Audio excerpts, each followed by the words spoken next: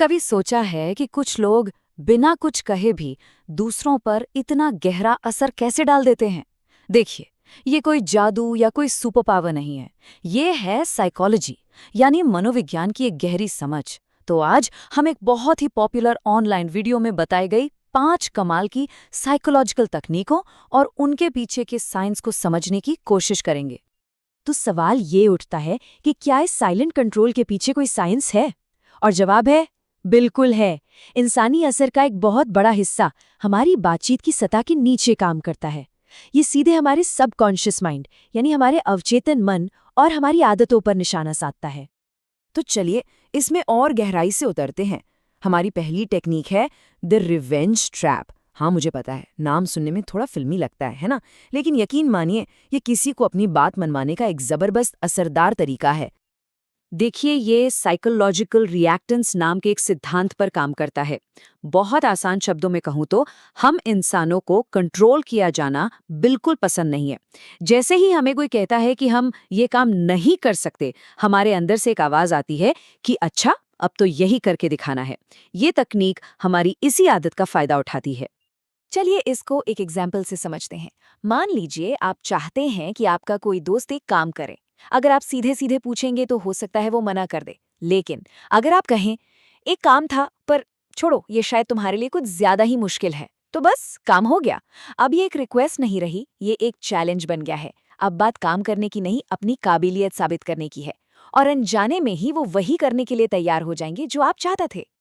ठीक है, तो अब अगली टेक्निक पर चलते हैं, मास्टर ऑफ चॉइस। ये टेक्निक हुक्म चलाने के बारे में नहीं है, बल्कि ऑप्शंस को सही तरीके से पेश करने की कला के बारे में है। इसे चॉइस आर्किटेक्चर भी कहते हैं। मतलब आप किसी के सामने ऑप्शंस को इस तरह से रखते हैं कि वो चाहे कुछ भी चुने, नतीजा वही निकलेगा जो आप चाहते हैं। आप सामने वाले को महसूस कराते हैं कि कंट्रोल उनके हाथ में है, जबकि असल में नतीजा तो आपने पहले ही तय कर लिया था। ये आज़ादी का एक बहुत ही पावरफुल इल्यूजन है। यहाँ एक बहुत आसान सा उदाहरण है।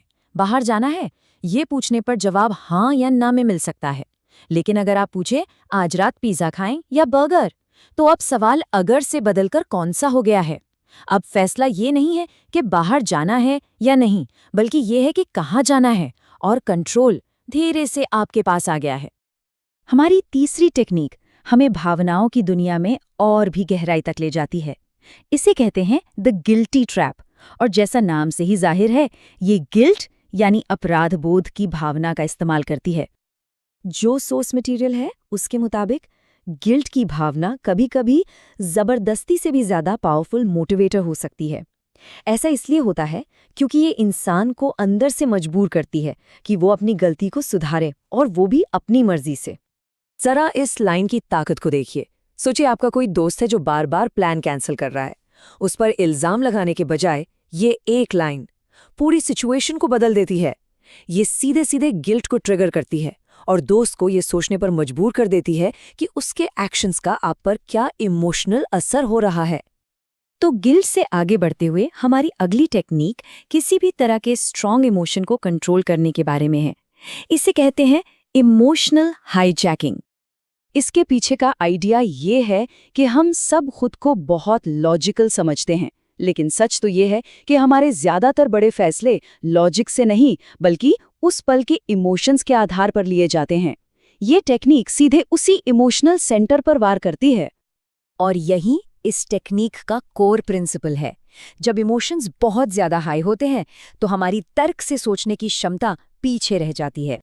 एक्शन का असली ड्राइवर तो इमोशन ही है। पॉलिटिशियंस ये जानते हैं, मार्केटर्स ये जानते हैं।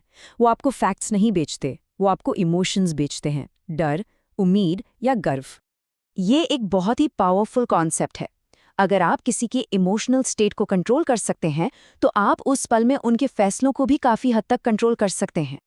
और अब हम आते हैं आखिरी और शायद सबसे पावरफुल टेक्निक पर। ये है मौन की शक्ति, द पावर ऑफ साइलेंस। आखिर खामोशी शब्दों से ज्यादा डरावनी क्यों हो सकती है? क्योंकि जब आप चुप रहते हैं तो आप सामने वाले इंसान को उसके अपने दिमाग के साथ अकेला छोड़ देते हैं, और फिर वो उस खामोशी को अपने डर से, अपनी इनसिक्योरिटीज से और अपनी कल्पनाओं से भरने लगते हैं।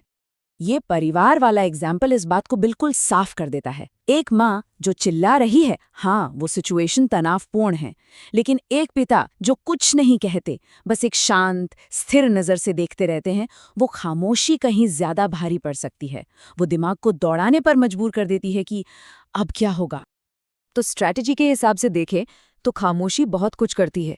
ये सामने वाले को अनकंफर्टेबल कर देती है, जिससे वो अक्सर ज्यादा बोलने लगते हैं। ये आपका कॉन्फिडेंस दिखाती है कि आपको उस साइलेंस को भरने की कोई जल्दी नहीं है, और ये उनके तर्कों को भी कमजोर कर सकती है, क्योंकि वो खुद अपनी ही बातों पर शक करना शुरू कर देते हैं। तो ये थी इन्फ्लुएंस की 5 powerful techniques.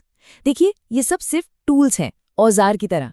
In psychological dynamics को समझना हमें दूसरों के इरादों को पहचानने में मदद कर सकता है, और साथ ही हमें अपने खुद के कम्युनिकेशन को लेकर ज्यादा अवेयर बना सकता है। सवाल बस यही है कि इस ज्ञान, इस शक्ति का इस्तेमाल कैसे किया जाएगा।